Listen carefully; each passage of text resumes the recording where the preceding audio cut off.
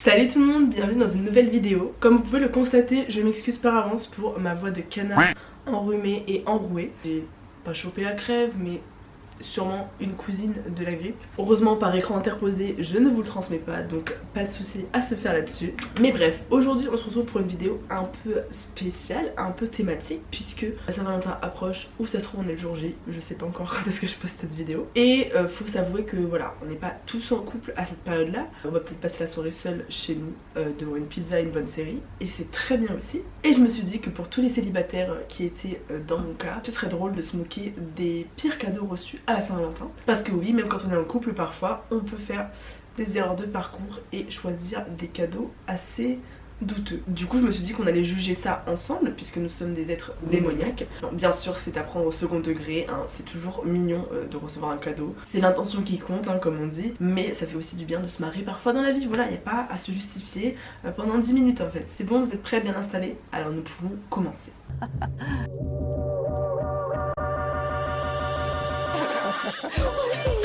Valentine. Comment va Patrick? Thank you, bitch. Je chante la vie, je danse la vie. Donc comme d'habitude j'ai tapé les pires cadeaux de Saint-Valentin sur internet et je fouille un petit peu les sites. Cette fois je les ai pas préparés en avance, comme ça je me spoil pas et j'ai la réaction en direct avec vous. Nous commençons donc cette liste avec un gâteau dégoulinant d'amour. C'est vraiment terrifiant. Ça ressemble pas mal à un gâteau d'Halloween je trouve. Enfin on dirait un peu la poupée de Chucky. J'espère qu'il a pas été fait maison, mais enfin logiquement si, puisqu'il y a quand même de la précision. Du coup c'est à la fois mignon et à la fois très cringe, voilà. Pour un amour qui ne fonctionne que le jour, voir un ultime et dernier jour une fois ce cadeau offert. J'arrive pas à comprendre. Ah oui, ok, je vois, c'est les petites, vous savez les petites statuettes quand tu les mets au soleil et qu'elles dansent comme ça, comme souvent c'est les hawaïennes qui sont connues. Et là ce sont des cupidons et même des enfers démoniaques. C'est pas horrible mais c'est pas ouf non plus quoi. Bon, j'ai changé de site parce qu'il n'y avait pas grand chose, donc là je suis sur Huffington Post, les 20 pires cadeaux à offrir pour la Saint-Valentin. Une panoplie 50 Shades of Grey, oh mon dieu, mais attendez, elle est immense. Je suis choquée. Déjà il y a des trucs, je sais pas ce que c'est et je veux pas savoir. Mais en effet c'est une panoplie complète, donc si vous avez un fan dans votre famille de ce film, franchement ça fait plaisir. T'as des menottes, des lassos, des boules bizarres. Pour ceux qui aiment ce genre de délire, c'est une belle panoplie. Des tickets à gratter érotiques. Alors ça en vrai moi je trouve ça drôle. Enfin moi ça me fait penser un peu aux jeux, genre les jeux, les cartes à jouer comme Kamasutra et tout. Ça peut être sympa pour pimenter ta soirée si t'as plus trop d'imagination. T'offres des gratte-gratte de cul. Des moufles siamoises. Oh, mais c'est génial. Je trouve pas que ce soit le pire cadeau, moi je trouve ça mignon. Alors oui, on est quand même à un niveau de niaiserie et de kitsch au-delà du 10, mais je suis désolée quand il fait froid en hiver et que tu te prends par la main mais que bah, ta main est dehors avec ton partenaire et que bah là t'as la possibilité d'avoir les mains au chaud dans le même gant, dans le même vêtement, c'est pas du tout le pire cadeau. Alors selon le site c'est un cadeau qui crée codépendance affective. Non ça va, ouais, franchement moi je trouve ça pratique. Je trouve qu'ils sont un peu rudes avec cette superbe invention. Voilà, si un jour j'ai quelqu'un, j'y penserai parce que c'est très drôle. Un sous-vêtement comestible. Oh, attendez, mais excusez-moi, mais c'est génial. Déjà, premièrement, esthétiquement, c'est très sympa. Franchement, en festival, petite brassière colorée, ça passe de ouf. Et en plus, c'est des bonbons colliers là. Je sais pas si vous connaissez, mais moi, avec ma soeur, vraiment, quand on était petite, on en avait tout le temps. C'était trop bon à manger parce que du coup, c'était genre un accessoire et en même temps, tu pouvais le grignoter. Genre, le concept est fou. Moi, je trouve pas que ce soit un pire cadeau. Franchement, pour une soirée olé olé, c'est pas mal, je trouve. Un bijou en toc. Why not, why not? En vrai il est un peu mignon, en plus c'est à la mode le logo Smiley là, enfin c'est même une marque déposée Smiley. Si elle aime ce genre de bijoux, ça fait plaisir. Après voilà, faut que ce soit dans sa DA, hein, parce que sinon ça fait plutôt toc en effet. Bon, maintenant qu'on a vu quelques cadeaux, on va passer à du concret avec des témoignages de vraies personnes. Alors il n'y a pas forcément les photos, mais il y a les petites histoires et je trouve ça assez drôle à lire quand même. Mon ex m'a offert une poignée de graines en m'expliquant qu'il était allergique aux fleurs et que je pouvais faire pousser mon propre bouquet. Les graines n'étaient même pas emballées, il en a juste sorti une poignée de sa poche et me les a données comme ça. Bon déjà si on devait analyser le contenu, on remarque que c'est son ex, donc ce cadeau ne lui a en effet pas fait plaisir puisqu'ils ne sont plus ensemble aujourd'hui. Ensuite, franchement, je trouve pas que ce soit horrible, genre le concept est mignon, en mode genre c'est toi qui fabriques ton propre bouquet, vous savez c'est un peu comme les cartes à graines là, genre t'écris un mot et en fait si tu plantes la carte ça pousse, moi je trouve ça trop mignon. Mais le fait qu'il les sorte de sa poche et que ce soit pas emballé, j'avoue ça fait un peu... j'ai ramassé de la terre, tiens je te la jette. Mais l'idée de base est pas si mal. Donc à revenir pour si vous voulez faire des cadeaux originaux. Mon ex avait réservé dans un restaurant assez chic avant d'annuler à la dernière minute. Pourquoi? Pour tenter de se faire pardonner, il m'a écrit un petit mot d'excuse où il a réussi à mal écrire mon prénom. Pour info, on sortait ensemble depuis plus d'1 an. Donc là encore, on remarque que c'est son ex, hein, sûrement juste après cette soirée-là. Déjà, il y a trop d'infos qui vont pas, genre pourquoi tu réserves dans un beau restaurant et tu annules au dernier moment alors que selon les villes, des fois faut réserver genre 2 mois à l'avance. Ensuite, tu écris un petit mot d'excuse. C'est mignon, mais est-ce que c'est assez pour pardonner? Et tu te gourdes dans la faute. Vraiment frérot, là y a rien qui va. Donc je comprends que ce soit devenu ton ex. Mon ex... C'est vrai. Quoi? Mon ex m'a offert des fleurs séchées qu'il avait volées dans le cimetière d'à côté. Mais pardon? Non mais c'est affreux. Déjà, non mais qui fait ça? Je suis... j'ai rien qui me vient parce que je suis tellement sur le cul. Genre déjà moralement, voler des trucs dans un cimetière c'est pas ouf. Mais en plus voler des fleurs pour aller les offrir à ta copine, vraiment là c'est non. Là je me demande comment elle a su, parce que genre est-ce que lui a dit ouais tiens je les ai volés à côté? Genre est-ce qu'il a assumé ça ou est-ce que c'est elle qui a capté qu'il était un petit peu fou et psychopathe? Après c'est sûr peut-être qu'il est écolo et qu'il s'est dit voilà on gaspille pas, on est écologique, on prend des fleurs qui sont déjà là et on achète pas un nouveau bouquet. Mais bon ça reste quand même des fleurs donc c'est relativement pas trop de déchets quand ça sèche, enfin ça retourne à la nature quoi. Donc il a pas vraiment d'excuse là le coco. Le mec avec qui je sortais à l'époque est venu me chercher en limousine, oh bien, pour m'emmener dans un restaurant hyper classe où on a dîné au champagne. Bah pour l'instant jusque là tout va bien. C'était ultra romantique jusqu'à ce qu'il m'annonce que ma moitié de l'addition s'élevait à 450 $. Il m'a demandé si je pouvais lui faire un chèque, j'ai préféré le larguer. Alors, le débat sur payer moite-moite, l'homme qui paye parce que c'est la galanterie, la femme qui paye ou pas, c'est un débat encore ouvert.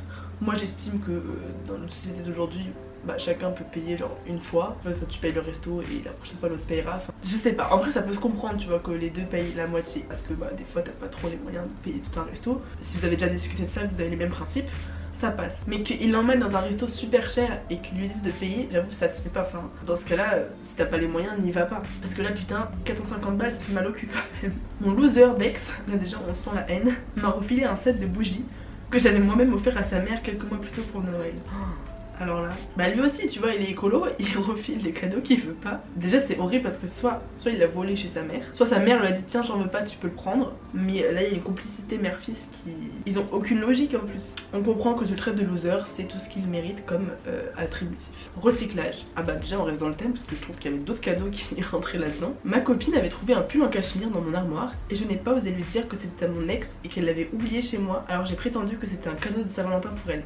Le pire c'est qu'elle l'adore et qu'elle le porte tout le temps. Là on remarque que ce n'est pas mon ex mais ma copine, donc ça veut dire que le couple a résisté à ce beau cadeau vu que en effet le cadeau plaît à sa copine. Franchement je trouve cette histoire mignonne, un peu cringe en mode ah ça appartient à l'ex, mais si ça permet d'éviter de jeter un pull dans s'en débarrasser et que ça lui fait plaisir, franchement c'est gagné. Je n'ai toujours pas compris pourquoi la fille avec qui je sortais à l'époque a décidé de m'offrir un moulage en plâtre de son pied. Non seulement je ne suis absolument pas fétichiste des pieds, mais en plus le moulage était peint en gris, ce qui lui donnait un air glauque de zombie et en prime, il était beaucoup plus large que ses pieds à elle. J'allais dire, si tu es fétichiste des pieds, ça peut être un cadeau très piquant et très excitant, mais sinon c'est super cringe, genre qui a cette idée là pardon. En vrai il y en a qui sont bien faits, genre je sais que mes grands-parents ils avaient fait genre leurs mains en moulage et c'est trop mignon tu vois parce que bah, c'est une petite statue de ton propre corps. Mais un pied tout seul, genre il y a même pas le zème, encore s'ils avaient fait leur pied à deux, j'ai vu des vidéos sur ça, je trouve pas trop drôle. Des pieds moulés ensemble, ok. Mais là juste son pied à elle, ah ou alors elle a voulu faire un jeu de mots genre vivre avec toi c'est le pied. Genre en vrai ça peut passer comme blague si elle écrit le mot, mais là si elle met rien et que lui n'a visiblement vu aucun sous-entendu, du coup ça casse un peu le cadeau quoi. Mais il y a un concept, peut-être qu'elle a voulu être drôle et qu'elle n'a pas réussi. Un peu comme moi et mes vidéos. J'avais 17 ans et c'était notre première Saint-Valentin en amoureux. Il avait mis les petits plats dans les grands, la tenue de gentleman, le resto italien classe mais pas trop, l'ambiance romantique, j'avais des étoiles plein les yeux. Jusqu'à ce qu'il m'offre son cadeau, un porte-clés en forme de cœur, recouvert de moumoute rose. Immonde. Bon, j'étais amoureuse donc je n'ai rien dit, sans compter que je n'avais pas de cadeau à lui offrir.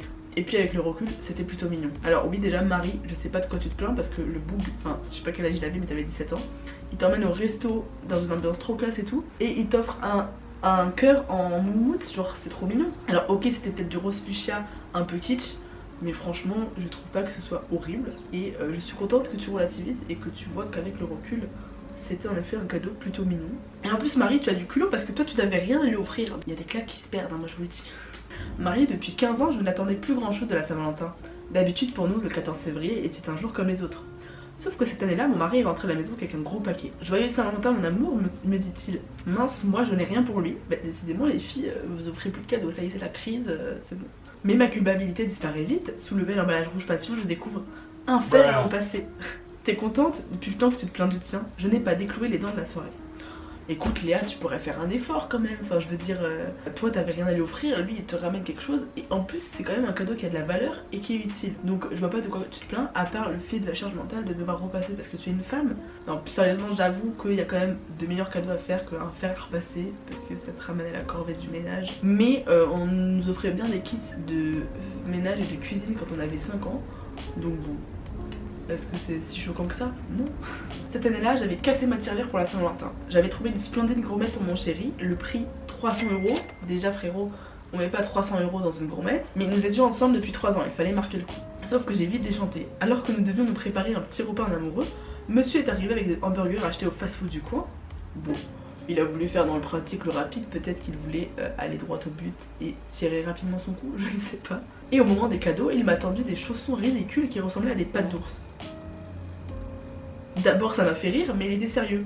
De toute façon la Saint-Valentin c'est juste une fête commerciale, il a argumenté. Il est reparti chez lui avec ses hamburgers et ses chaussons, en plus il avait réussi à se tromper de taille. Déjà il y a beaucoup de choses qui concordent pas, le fait que lui il te ramène du fast food et des chaussons alors que toi t'as une gourmette de 300 balles. Vous n'êtes clairement pas dans les mêmes échelles sur votre relation. Et en plus il s'est couré de taille, frérot t'avais une mission, c'était de pas te tromper sur la pointure, ça lui aurait au moins fait plaisir parce qu'il aurait pu les essayer. Là, non. Ceci dit, pour sa défense, je trouve que les pattes d'ours, c'est pas le pire. Moi j'aime bien les chaussons un peu kitsch et gros. Après, peut-être que c'est vrai que je suis pas une généralité non plus. Voilà, ça peut être mignon si t'as le même humour. Après, au bout de 3 ans et que t'as que ça, peut-être pas, j'avoue. Grande voyageuse à l'époque, j'avais vraiment besoin d'un iPod. Et voilà que pour la Saint-Valentin, mon chéri m'en offre un joliment emballé. Sauf que l'iPod en question est cabossé de partout. C'était celui de ma soeur, m'explique-t-il un peu penaud. Effectivement, j'y retrouve toutes les playlists disco de sa frangine. Sur le coup, j'étais un peu mal à l'aise. Pire, lorsqu'on s'est séparés 6 mois plus tard, il a exigé que je lui rende. Alors ça, c'est un peu bâtard. Bon, d'un côté, c'est cool parce que du coup, bah, y a le côté, voilà, recyclage, on réutilise les cadeaux. Mais déjà, quel est l'intérêt de donner un cadeau si c'est pour l'exiger 6 mois plus tard quand vous vous séparez? Et ensuite, s'il est abîmé de partout, tu fais pas ça. Et en plus, tu ne l'as même pas réinitialisé pour ta copine. Frérot, ça ne passe pas. Une fois pour la Saint-Valentin, j'ai commandé un bouquet de fleurs pour ma petite amie, mais il n'est pas arrivé, on nous l'a volé sur le porche. Ah ça fout le seum quand même. Ainsi je lui ai donné en cadeau la confirmation de la commande, ce ne fut pas vraiment apprécié. En vrai ça peut être drôle parce que c'est pas sa faute si genre le bouquet a été volé. Donc c'est un peu mignon qu'il donne le ticket, moi je trouve ça mignon. Si ta copine n'a pas le même humour, franchement tu devrais la quitter et aller vers des gens qui adorent rire. Lui il est rude. Un album intitulé Tous nos souvenirs les plus heureux ensemble qui était vide à l'intérieur. Vide comme ton cœur après ce moment. Mon père a offert à ma belle-mère un siège pour les toilettes pour la Saint-Valentin en pensant que ce serait le meilleur cadeau qu'il puisse faire. Cela s'est produit il y a 5 ans et nous nous manquons encore de lui. C'était un siège générique d'ailleurs et même pas l'un de ceux qui se rabattent silencieusement. Générique, je sais même pas ce que ça veut dire, mais j'avoue que là c'est vraiment un cadeau de merde pour le coup. Même si ça peut être utile, non on fera pas ça à la Saint-Valentin. Écoutez, je pense qu'on a bien fait le tour. Je suis un peu déçue parce que je pensais qu'il y aurait un peu plus de cadeaux kitsch. Genre vous voyez là quand je tape sur l'ordi, c'est des annonces Google donc c'est des articles à acheter. Moi j'aurais voulu voir vraiment des vrais articles, de vrais témoignages. En vrai on en a eu pas mal mais il n'y avait pas assez de photos what the fuck je trouve. Comme quoi finalement il y a quand même moins de pires cadeaux à la Saint-Valentin qu'à Noël.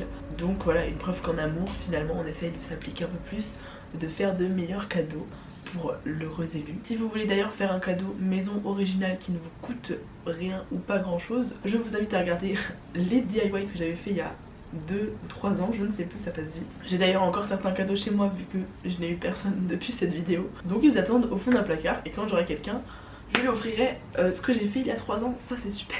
Mais voilà, ce qu'il faut retenir c'est que c'est l'intention qui compte. Tant que vous offrez un cadeau qui est un minimum mignon et qui représente l'amour que vous éprouvez envers cette personne, elle sera forcément touchée. Et puis si vous avez vraiment pas d'idée, et bah vous allez au ciné, vous lui payez la place, les popcorn et vous allez voir Titanic qui est ressorti aujourd'hui, nous sommes mercredi. Et voilà, il faut faire vivre les cinémas, les petits commerces. Donc faites-vous plaisir et faites-lui plaisir. Et puis pour les éternels célibataires, et bah vous inquiétez pas, on est là ensemble frérot. En cette soirée, on se donne du kiff envers nous-mêmes. Petit masque maison, petite coupe de vin, petite série.